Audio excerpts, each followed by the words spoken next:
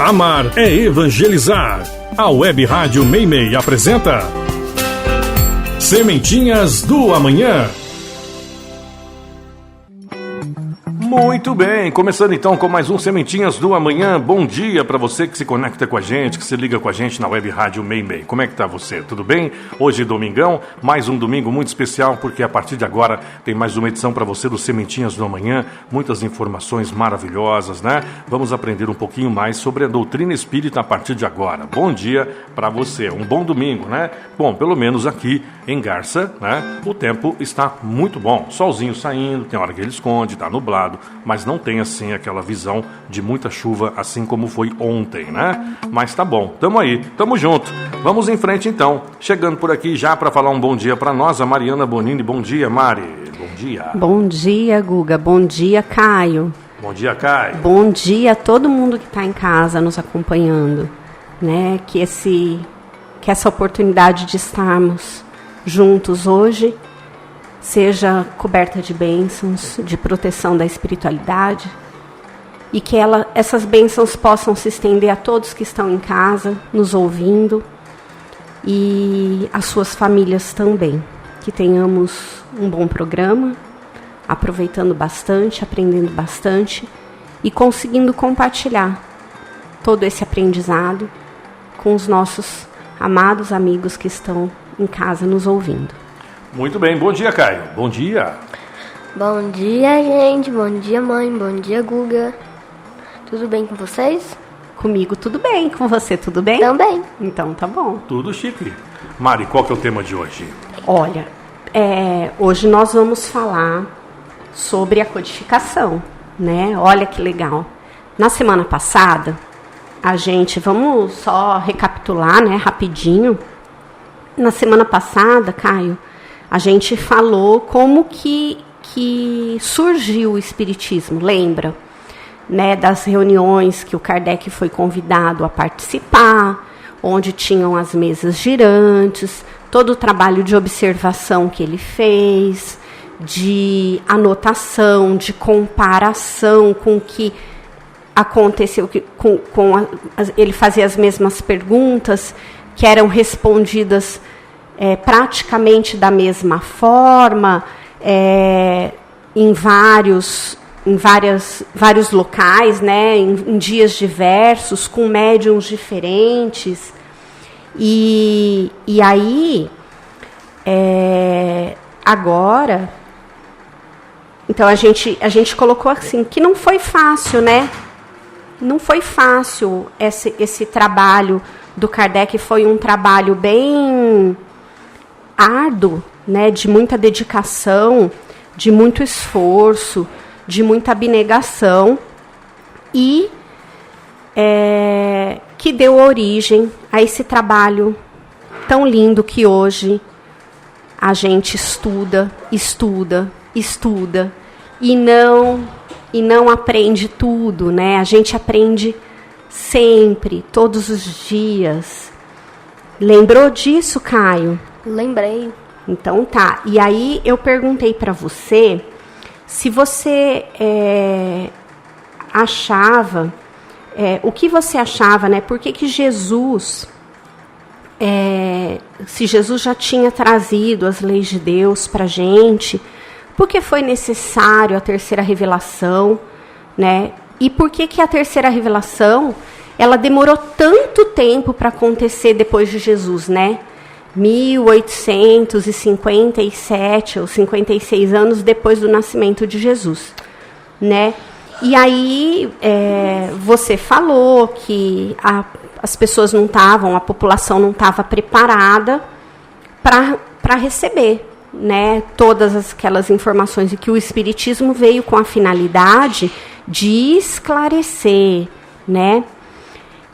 No Livro dos Espíritos, Caio, na questão 627, os Espíritos dizem assim, olha pra gente: a palavra de Jesus era frequentemente alegórica e em parábolas, porque falava de acordo com a época e o lugar, esclarecendo que, quando o Espiritismo surgiu, a população já tinha uma melhor compreensão das coisas, informando que era preciso, então, também explicar e desenvolver essas leis, já que há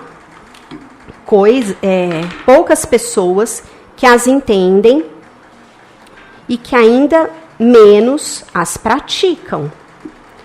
Esclareceram ainda que as missões dos espíritos eram a de abrir os olhos e os ouvidos para confundir os orgulhosos e desmascarar os hipócritas, aqueles que tomam as aparências da virtude e da religião para ocultarem suas torpezas, razão pela qual o ensinamento dos espíritos deve ser claro e inequívoco, a fim de que ninguém possa alegar ignorância e cada um possa julgá-lo e apreciá-lo com a sua razão.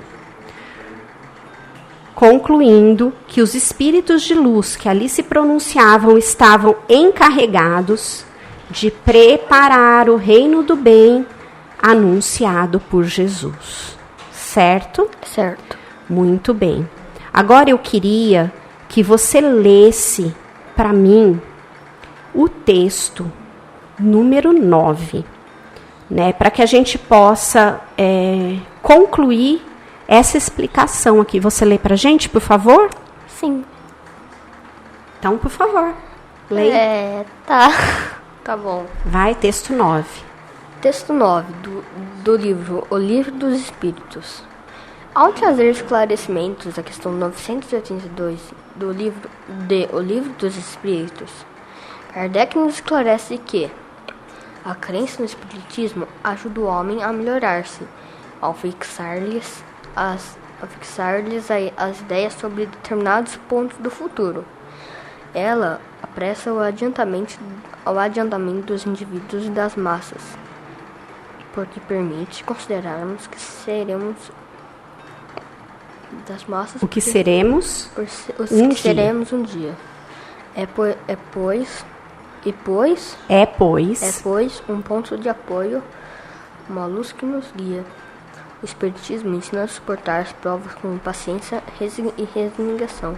Resignação, cara. Resignação. Desvia o homem da prática dos atos que podem retardar-lhe a felicidade futura. E é assim que contribui para a sua felicidade. Mas nunca se diz que sem ele não se possa atingi-lo. Muito bem. Então, ele diz aqui que o Espiritismo veio com a finalidade de ajudar o ser humano, certo?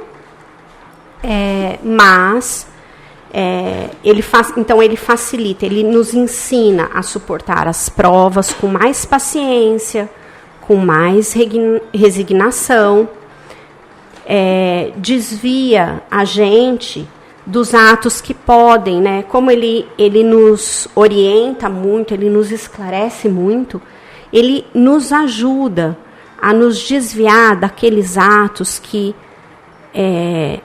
podem nos afastar ou nos trazer problemas, né? Afastar da felicidade ou nos trazer problemas. E como que ele faz isso, né? Ele faz isso com racionalidade, né? O Espiritismo faz isso com racionalidade, com reflexão e nos estimula a fazer sempre um exercício, Caio, de reflexão antes da ação, né? Porque o ser humano, embora racional, o ser humano ainda faz muita coisa por impulso, né? Ainda deixa a parte animal dele prevalecer muitas vezes, né? E toma as atitudes de forma impulsiva, de forma não refletida. E o Espiritismo, como ele nos ensina essa reflexão constante, essa análise constante do nosso eu, das nossas condutas, e com base naquilo que Jesus nos trouxe, e na nos esclarecimentos dados pelos espíritos superiores acerca dos ensinamentos de Jesus, isso nos possibilita a reflexão prévia antes de qualquer atitude, né? Então, é uma forma da gente se aprimorar, certo? É importante a gente falar aqui, já que nós vamos falar sobre a codificação, né, Caio? Uhum. É importante a gente lembrar quais foram os livros que fazem parte da codificação que foram escritos pelo Allan Kardec, né, que foram organizados, vamos dizer, porque eles foram escritos pelos espíritos, né? Recebidos mediunicamente, as questões, os apontamentos. O Allan Kardec não era um médium, ele não era ele que psicografava, não era ele que ouvia, ele assistia e anotava, né? Mas ele organizou tudo isso, ele separou todo esse material por temas, fez toda a correlação com a parte moral da Bíblia, dos evangelhos, né? E foi organizando isso. Em quais livros? Você se lembra, Caio? Quais foram os livros codificados? Foi o Livro dos Espíritos. O Livro dos Espíritos. Depois. Não precisa ser na ordem, tá? Não lembro. O Livro dos Espíritos. O Livro dos Médiuns. O Livro dos Médiuns. O Evangelho. Segundo o Espiritismo. O Evangelho segundo o Espiritismo. O outro qual que é? Não lembro. O Céu e o Inferno. Né? Ou ele chama assim, olha, o Céu, o Inferno ou a Justiça Divina segundo o Espiritismo. Tá? Jesus tem poder. O sangue de Jesus tem poder. Frasinha mais decorada, né? Essa daí. E o último, a Gênese, né? Que chama-se a Gênese, os milagres e as predições segundo o Espiritismo. A gente vai falar de cada um desses livros, né? A gente vai trazer um resuminho, assim, porque a maioria das pessoas, Caio, a maioria dos espíritas, normalmente conhecem o Evangelho e o Livro dos Espíritos. E às vezes passa-se a vida inteirinha lendo só esses dois livros e os outros livros, a Gênese, o Céu e o Inferno e o Livro dos Médiuns, ficam meio de lado, né? Tem gente que fala assim, eu não sou médium, então eu não preciso ler o Livro dos Médiuns, né? Tem gente que fala assim, a Gênese vai falar sobre a formação do mundo, né? Ai, que tema chato, né? Difícil, profundo. Perder tempo com isso aqui não. Mãe. O espírita não gosta muito de perder tempo, né? Ele quer ser prático, certo? Quando você for falar, fica com a boca no microfone, não olha tá pro bom. lado. Vou ficar, eu não posso nem olhar pro Guga. Não, olhar Tá? você pode, você não pode virar a cabeça. Então, tá bom. Então, tá. Então, nós vamos falar um pouquinho desses livros, certo?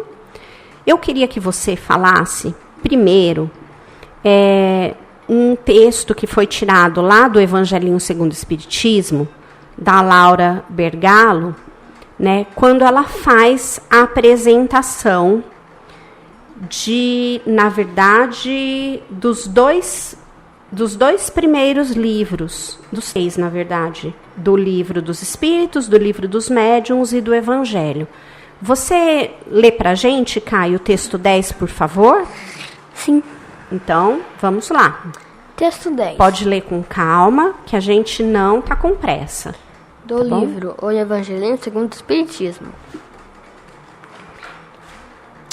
A apresentação de que o Evangelinho segundo o Espiritismo, a autora Laura Bergalo explica simplificadamente que o Livro dos Espíritos foi início de tudo, trazendo especialmente o lado filosófico da doutrina dos espíritos. Da doutrina dos espíritos. Então, vamos parar aí um pouquinho, né? Então, ela está dizendo aqui que o Livro dos Espíritos traz para a gente o lado filosófico da doutrina, né? Lembra que a gente falou que a doutrina espírita é ciência, religião e filosofia. Lembrou?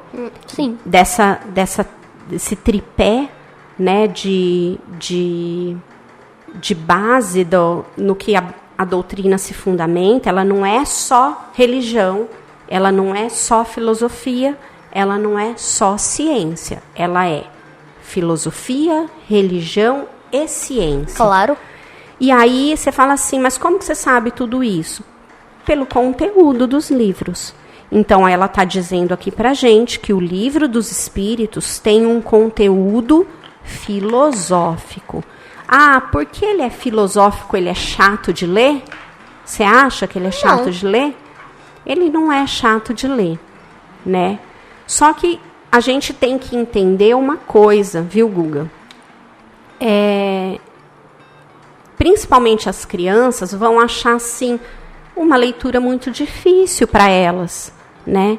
Mas por quê?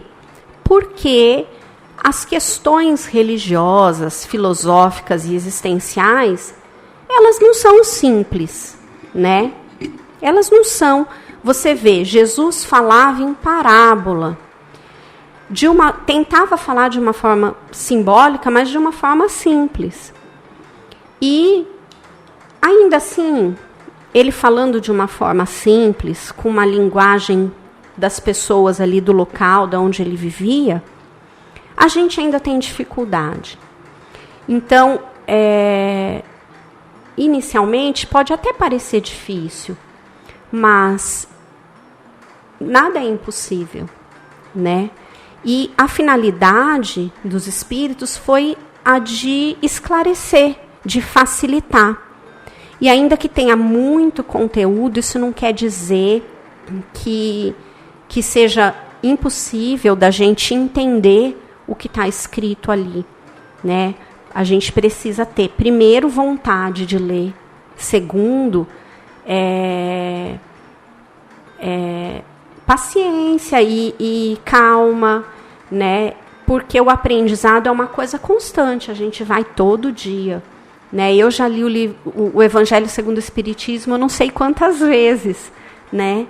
Então, é assim. E você sabe, eu falei esse negócio, Caio, que a gente deixa algumas obras, dessas obras da codificação, a gente deixa algumas de lado, por experiência própria. Porque eu comecei a ler a Gênese, né, só o ano passado. E eu sou espírita a minha vida inteira, desde criança, desde os meus 7 anos, mais ou menos, né?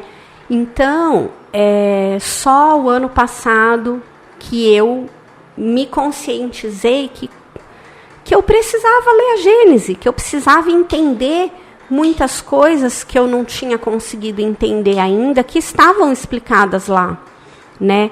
Por exemplo, o Livro dos Médiuns, eu comecei a ler para preparar esse material da rádio, do programa, né? Eu nunca tinha lido O Céu e o Inferno, eu já li, eu adoro aquele livro, eu acho muito legal. Mas a hora que a gente for falar dele, aí eu vou falar o que eu penso do livro, certo, Caio? Então, continua. Então, você falou o que ela disse sobre o Livro dos Espíritos. Aqui a gente parou mesmo? Já o Livro dos Médiuns. Já o Livro dos Médiuns foi obra em que Kardec transcreveu informações espirituais que esclarecem fenômenos como a mediunidade e a comunicação entre pessoas vivas e espíritos de pessoas mortas, entre outros, o que se relaciona ao aspecto científico da doutrina. Vamos lá. Então, o Livro dos Espíritos traz o aspecto filosófico. Sim. O Livro dos Médiuns fala dos fenômenos mediúnicos. Então, portanto, ele traz o aspecto científico. Por que será que as manifestações mediúnicas têm a ver com o aspecto científico? Você sabe? Não. Não? Por quê? As comunicações mediúnicas, elas receberam uma análise científica por parte do Kardec. Teve um confronto, ela seguiu todas as bases cabíveis, né, para uma constatação científica. Né? O fato de, por exemplo, Kardec ia nas mesas girantes lá ou nas reuniões mediúnicas, né, que tiveram depois das mesas girantes. E aí ele fazia uma pergunta. Aí, por exemplo, ele estava lá em Paris, ele fazia uma pergunta. Aí na semana seguinte, vamos supor, ele ia lá em Lyon, que era outra cidade lá da França. Né? Ele ia lá em Lyon, numa outra reunião mediúnica com outros médicos e fazia a mesma pergunta. E a resposta era a mesma. Às vezes com pequenas diferenças, mas era a mesma. Então, ele foi percebendo que tinha, primeiro, uma inteligência atrás daquilo ali. Segundo, uma lógica, né? As respostas não eram sem pé nem cabeça, descabidas, elas tinham uma lógica. Por isso que a gente fala que o Livro dos Espíritos é a parte científica, ela reporta a parte científica da doutrina, ainda porque é através do trabalho mediúnico e das manifestações mediúnicas que a gente conseguiu comprovar que quando o corpo físico morre, o espírito não morre. Muito bem. Então, continua, Caio, o texto. Agora você vai deixar eu ler até o final? Continua o texto, Caio. Finalmente, o Evangelho segundo o Espiritismo é sua obra de cunho eminentemente religioso e moral, cuja história resumimos a seguir. Quanto ao livro O Evangelho segundo o Espiritismo, Laura nos conta que, já preparando o esboço do que viria a ser o Evangelho segundo o Espiritismo, em agosto de 1863, Kardec perguntou a um espírito, sem conhecimento do médium, sobre a obra que estava organizando em segredo.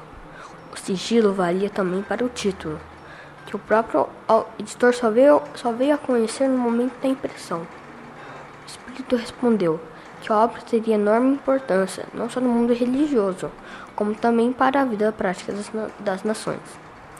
Disse esse espírito que, já há muito tempo, os espíritos do bem planejavam o lançamento do livro, que teria como objetivo tirar as pessoas da obscuridade e libertá-las da ignorância moral.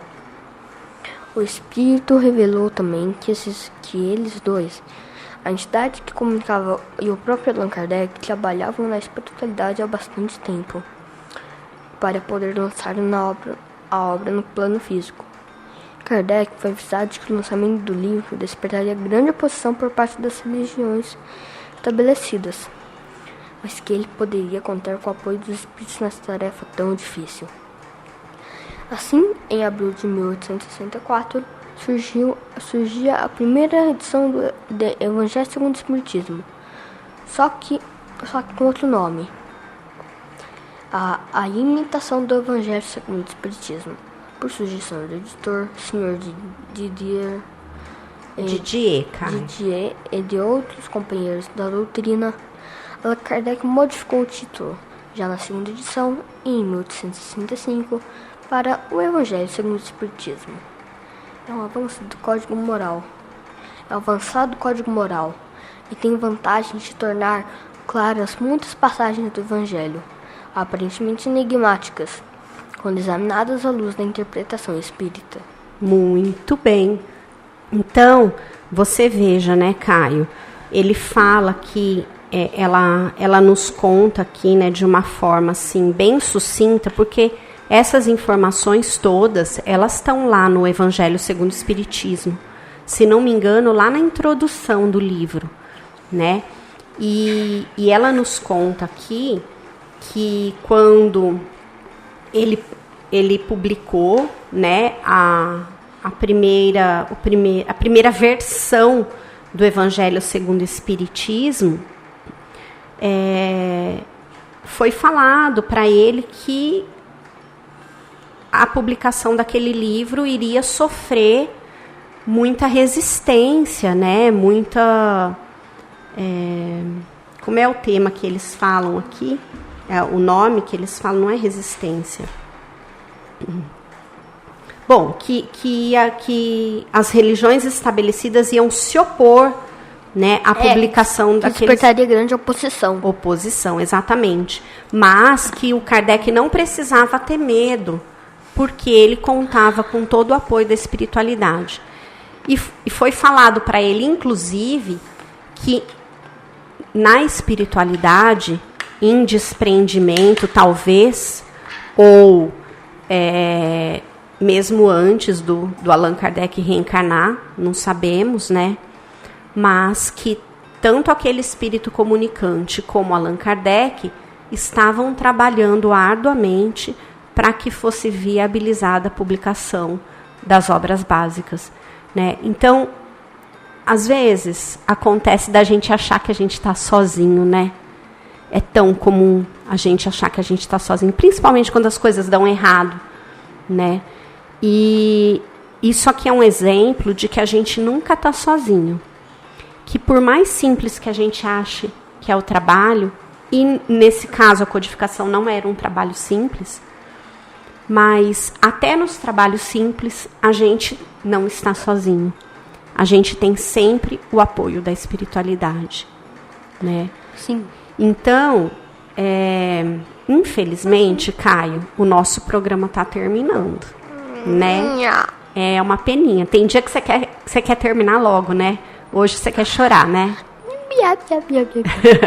Então, mas o nosso programa está acabando, Guga. Você ficou quietinho, não falou nada o programa inteiro. Fiquei ouvindo você e o Caio. Estou como ouvinte aqui. Então, mas assim, hoje nós vamos parar por aqui. E na semana que vem, a gente vai continuar falando sobre os livros das obras básicas, né? Os 5 livros da codificação. Certo? Eu quero continuar hoje. Ah, você quer continuar hoje? Mas agora a gente tem a evangelização. Como que a gente faz? Tira a evangelização, uai. Não, a evangelização é muito importante. Tão importante quanto Sementinhas do Amanhã. Porque os Sementinhas do Amanhã a gente faz para o pessoal que está em casa. E a evangelização a gente faz para o pessoal que está aqui. Para as crianças que vêm aqui, né? Então, da mesma forma que você gosta muito de estar aqui na evangelização, as outras crianças que vêm também gostam muito, concorda? Então, não posso falar, olha, eu vou tirar a evangelização só porque o Caio quer gravar, quer continuar o programa. Você não acha? E também tem outra coisa, né, Guga? Tem outros programas excelentes que vão começar daqui a pouco. E aí você vai tomar o tempo desses outros programas? Sim. Ah, mas você não queria que os outros programas tomassem o seu tempo, né? Não. Então vamos já começar a aplicar aquele ensinamento lá de Jesus, né? Como que era mesmo que a gente não faz para os outros? Aquilo que não quer que faça pra gente. Muito bem. Então, a gente fica aqui, Guga. A gente encerra o programa aqui com essa mensagem, né? Sempre nos lembrando que a gente não deve fazer para os outros aquilo que a gente não gostaria que fizessem para a gente. E é assim que eu me despeço de todo mundo, deixando um beijo bem gostoso, um abraço bem apertado e um desejo de uma semana abençoada para todo mundo. Eu queria me despedir do pessoal. E quem quiser vir aqui, 10 horas, a gente começou a evangelização. Nosso WhatsApp é 14, o DDD é 14 99834 4781. Muito bem. E quem quiser escutar, né, novamente o programa, Caio, vai podcast www.radiomemei.com.br. Muito bem, www.radiomemei.com.br. Aí é só procurar lá o podcast. Sementinhas do Amanhã. Isso, dentro do podcast tem vários programas. Um monte de programas lá. Muitos programas que vão ao ar durante toda a semana. programas que são feitos ao vivo e que aí a gente grava e disponibiliza para quem perdeu ou para quem quiser reassistir, reouvir, né, algum programa, pode ir lá procurar no podcast a pasta Sementinhas do Amanhã e ouvir todos os programas, tanto da primeira fase, que falava das parábolas de Jesus, como da segunda fase, né? Então, eu agradeço imensamente a companhia de todos e que todos tenham uma semana abençoada. Eu também agradeço a todo mundo que assistiu até aqui, que você tenha uma semana muito boa, uma semana abençoada, que consigam o que vocês quiserem. Adeus. Oh, adeus não, tchau. Muito bem, gente. Valeu. Beijo, então. Tá abraço. chegando aí, né, a última musiquinha de hoje, a musiquinha de hoje da Federação Espírita Brasileira, Parábola dos Talentos. Valeu, gente. Até semana que vem. Grande abraço. Bom domingo, boa semana. Que Deus abençoe. Tchau.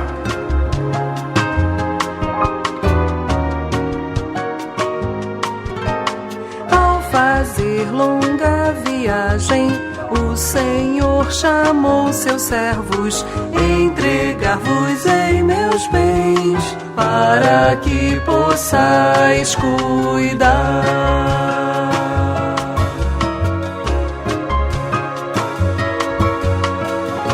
A um deu 5 talentos, que negociou e outros 5 ganhou.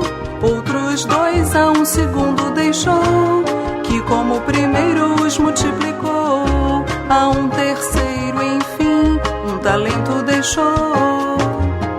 E o servo o enterrou.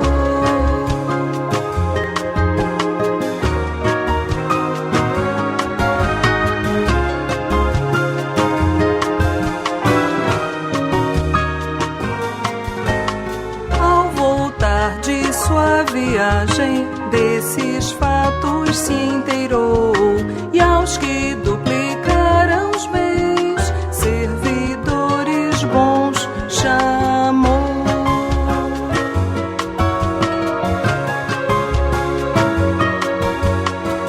Como fostes fiéis com pouco, muitas outras coisas vos confiarei, mas tu, servidor